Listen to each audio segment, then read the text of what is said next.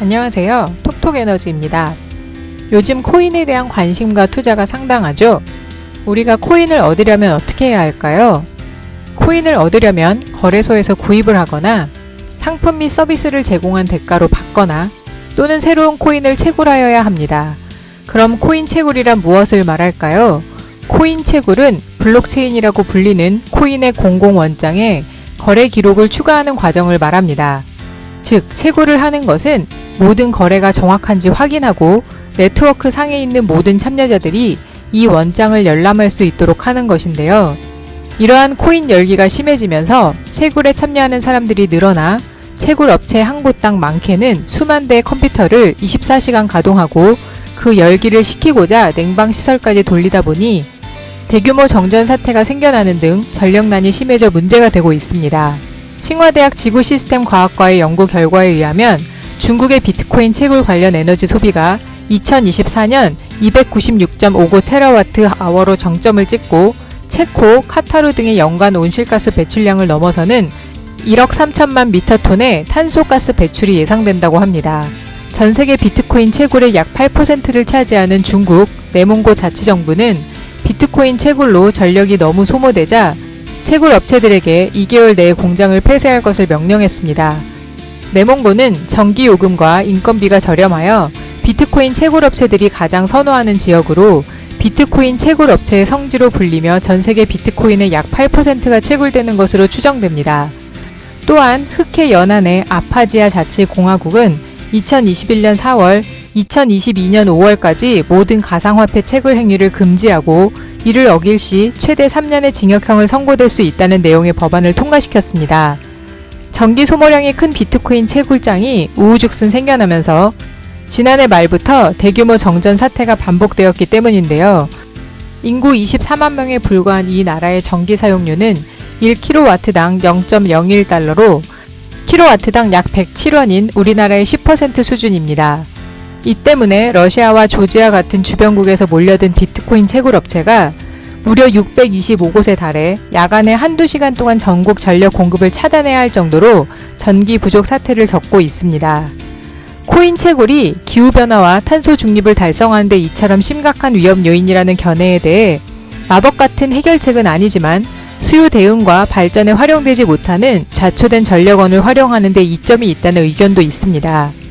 세계적인 에너지 컨설팅 업체인 우드 맥켄지의 개통망 관련 애널리스트 이작 메이즈 로스테인은 비트코인 채굴 과정이 에너지 전환에 활용될 수 있다는 보고서를 발표했습니다. 비트코인 채굴은 첫째, 고도로 예측 가능하고 확장 가능한 수요 대응 자산으로 활용이 가능합니다. 둘째, 독립적인 전력 생산자와 유틸리티가 생산하는 저렴하고 활용도 낮은 전기에 대한 추가 수요를 제공할 수 있습니다. 먼저 수요 대응을 위한 비트코인 채굴입니다. 비트코인 채굴은 배터리처럼 시간에 따라 수요를 이동시키고 에너지 부하로 작용할 수 있지만 전기를 저장하고 방전할 수는 없습니다. 그러므로 채굴 수요의 변화는 말 그대로 컴퓨터를 끄는 것으로 수요 반응을 통해 부하를 줄일 수 있습니다. 비트코인 채굴에서 발생하는 부하의 대부분은 시스템 냉각 및 컴퓨터 성능과 관련이 있습니다. 전통적인 수요 대응 프로그램이 난방, 환기 및 공조 시스템을 끄거나 산업 부하를 줄이거나 작업을 이동하는 것이라면 채굴은 운영자가 고도로 예측 가능하고 안정적이며 확장 가능한 부하로 피크 수요를 관리하기 위해 비트코인 채굴을 활용하는 것을 말합니다. 비트코인이 전통적인 수요 대응보다 더 안정적인 이유는 무엇일까요? 먼저 전기 가격 인센티브에 대한 민감도입니다. 에너지 비용은 비트코인 채굴 운영 비용의 80% 이상을 차지할 수 있으므로 다른 산업 고객보다 전기 가격에 더 민감합니다.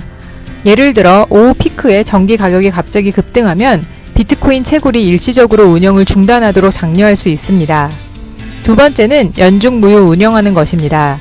전력 시스템 운영자는 근무 시간 동안 실행되는 산업 부하뿐 아니라 연중 무휴 24시간 사용할 수 있는 유연한 리소스가 필요합니다. 비트코인 채굴은 24시간 운영되기 때문에 갑작스러운 추위나 저녁 피크와 같이 부하를 줄이기 위해 하루 중 언제든지 활용될 수 있습니다. 세 번째는 시간에 민감하지 않은 계산 능력입니다. 재생에너지 발전에 맞추어 계산 능력을 높이거나 낮추는 것은 기존 데이터 센터에서 이미 많이 활용되고 있습니다. 예를 들어 구글은 재생에너지 발전 시간에 맞추어 시간에 민감하지 않은 계산을 완료해야 되는 시기를 바꾸고 있습니다. 비트코인 채굴의 계산은 새로운 코인 채굴의 확률적 특성 때문에 시간에 민감하지 않은 계산과 유사하므로 채굴 알고리즘을 한낮 또는 한밤중에 실행되는지 여부에 관계없이 시간에 따라 효과적으로 대체 가능하므로 이러한 유연성을 제공할 수 있습니다. 다음으로는 비트코인 채굴이 에너지 전환에 활용되는 것은 값싸고 좌초된 발전을 위한 추가 부하로 작용하는 것입니다. 비트코인 채굴은 배터리와 달리 전기를 저장하는 대신 많은 양을 소비하기 때문에 우리는 비트코인 채굴이 값싸고 좌초된 발전을 위한 추가 부하 역할을 할 수 있다고 봅니다. 전기 가격이 운영 비용에 미치는 높은 영향은 이미 비트코인 채굴이 저렴한 수력 발전을 위해 태평양 북서부로 저렴한 풍력 및 천연가스를 위해 텍사스로 이동하는 것을 보았습니다. 이것은 새로운 재생에너지 발전 개발을 가능하게 하는 계약의 수요 잠재력을 의미합니다. 2019년에 크루소, EZ 비트코인 등은 석유와 가스 추출 현장에 모바일 데이터 센터를 개발할 것을 발표했습니다. 이 모바일 데이터 센터는 저렴한 계산 능력을 생성하기 위해 불타오르는 천연가스를 사용합니다. 크루소는 주로 노스다코타, 몬타나 및 와이오밍 전역에서 30개 이상의 모바일 장치를 운영하고 있으며 2021년 말까지 40메가와트 이상의 용량을 보유할 것으로 예상됩니다. 이 시스템의 전기 비용에 대한 추정치는 사이트마다 다르지만 0.02달러에 시작하여 평균적으로 0.05달러 kWh에 이를 것입니다.